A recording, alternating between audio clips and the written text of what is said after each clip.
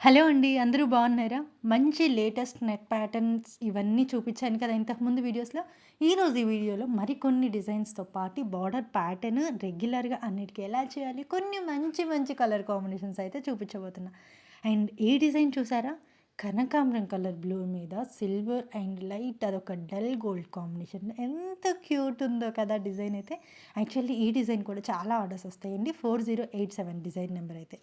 నాకు most favourite అంటే ఈ డిజైన్ అని చెప్పొచ్చు. అండ్ హ్యాండ్ లైన్స్ వచ్చేసి HL3 అనమాట. చాలామంది అడుగుతున్నారు లైన్స్ ఎలా ఏస్తారు? కింద లైన్ ఎలా ఏస్తారు అని.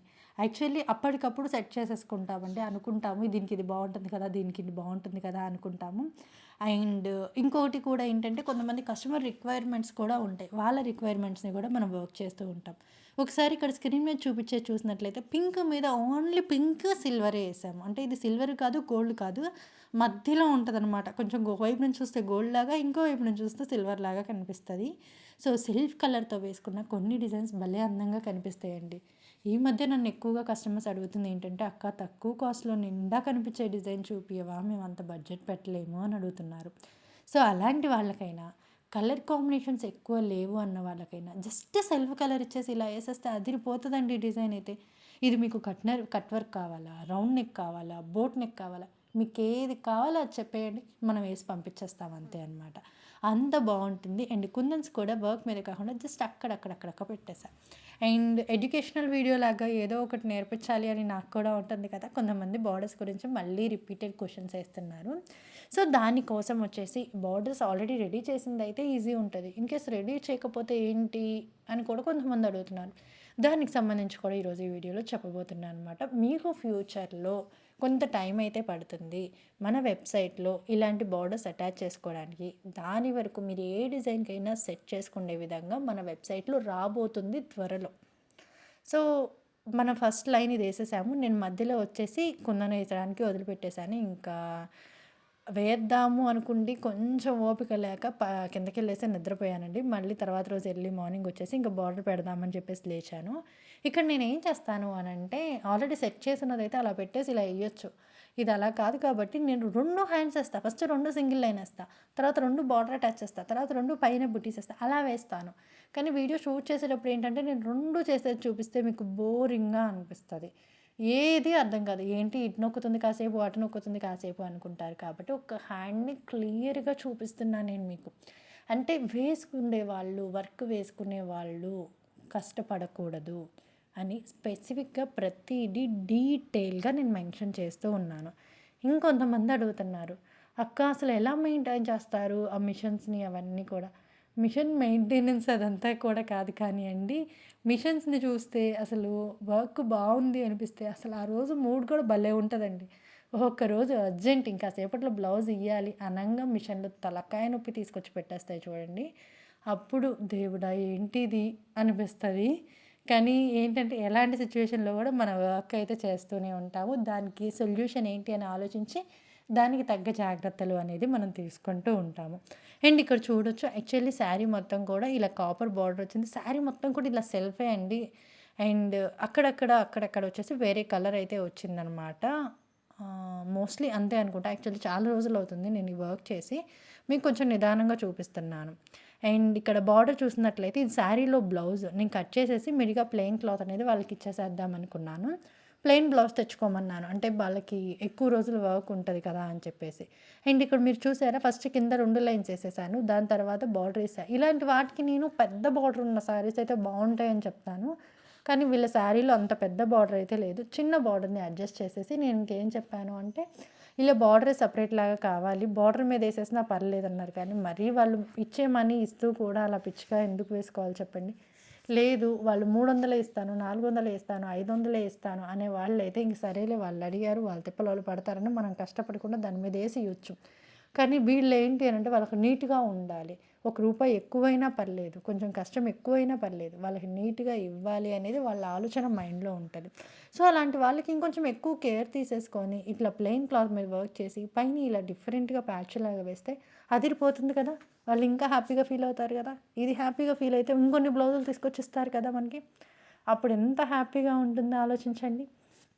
అండ్ ఇక్కడ ఇంకొకటి, ఈ బార్డర్ పెట్టేటప్పుడు కూడా చాలామంది అడుగుతున్నారు, అక్క యాప్లిక్ స్టిచ్ ఉంటేనే బార్డర్ పెట్టాలా అని. ఉంటేనే పెట్టాలి అని అయితే నేను చెప్పట్లేదు, కానీ పెడితే బాగుంటుంది, ఫినిషింగ్ వైజ్ నీట్గా ఉంటుంది అని నేను చెప్పబోతున్నాను అనమాట. లేదు అంటే బార్డర్ పెట్టేసి మన సాటిన్ స్టిచ్ నెక్ లైన్కి హ్యాండ్ లైన్కి వేసేది చూడండి, అది వేసినా కానీ మళ్ళీ స్టిఫ్గానే ఉంటుంది. పెట్టే విధానం కూడా చాలా ఇంపార్టెంట్ అనమాట.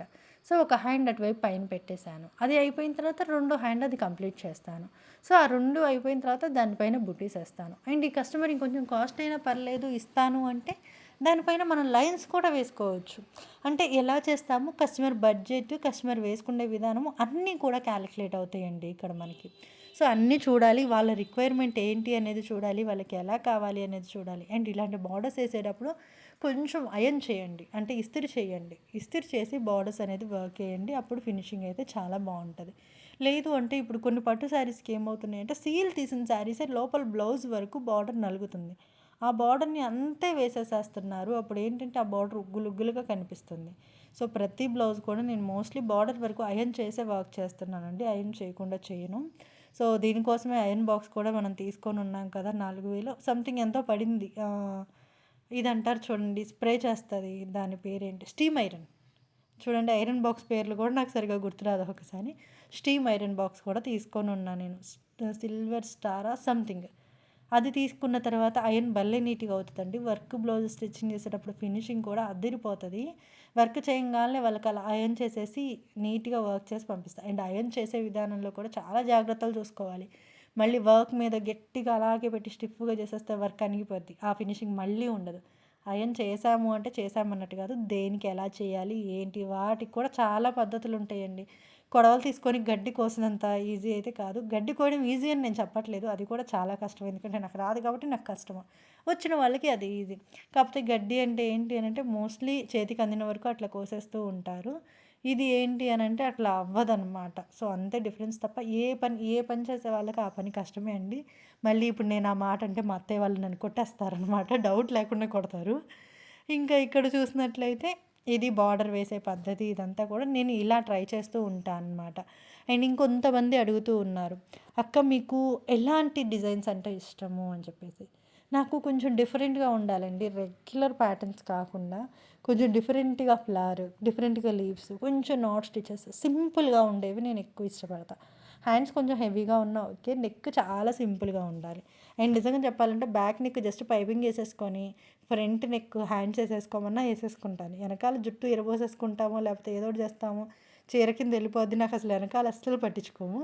కానీ నా దగ్గరికి వచ్చే కస్టమర్స్ మాత్రం ముందు చీర కింద వెళ్ళిపోతుంది, ముందు అవసరంలే, వెనకాల నిండుగా వెయ్యి, చేతులకి నిండుగా వెయ్యి అని చెప్తారనమాట. అంటే ఒక్కొక్కళ్ళది ఒక్కొక్క మెంటాలిటీ, వాళ్ళ మెంటాలిటీకి తగ్గట్టుగా మనం వర్క్ అయితే చేయాలి.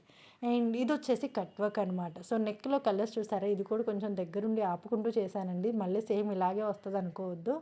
కొంచెం ఆపుకుంటూ చేసుకుంటూ ఈ వర్క్ అయితే కంటిన్యూ అయితే చేశాను. అండ్ నాట్ స్టిచ్ అయితే ఎంత క్యూట్గా ఉంటుందో అండి, చాలా అంటే చాలా బాగుంటుంది. నెక్ మొత్తం కూడా ఇలా నాట్ స్టిచ్చే వచ్చింది, చూడటానికి సింపుల్గా అనిపించింది కదా, తొందరగా అయిపోయింది కదా అనుకోవద్దు, నాకైతే కొంచెం టైం అయితే తీసుకుంది ఈ డిజైన్ వేయడానికి. అంటే టోటల్ నాట్ స్టిచ్ కాబట్టి అక్కడక్కడే కుడుతూ ఉంటుంది కదా, కొంచెం టైం టేకిన్ అనమాట. అండ్ ఏంటో అండి, ఈరోజు మీతో మాట్లాడుతుంటే నాకు అసలు టైమే అర్థం కావట్లేదు, అంత తొందరగా టైం అయిపోతున్నట్టు అనిపిస్తుంది. సో ఇదండి మన వీడియో అయితే, మీకు ఎలా అనిపించింది అనేది కామెంట్ సెక్షన్లో అయితే మెసేజ్ చేయండి.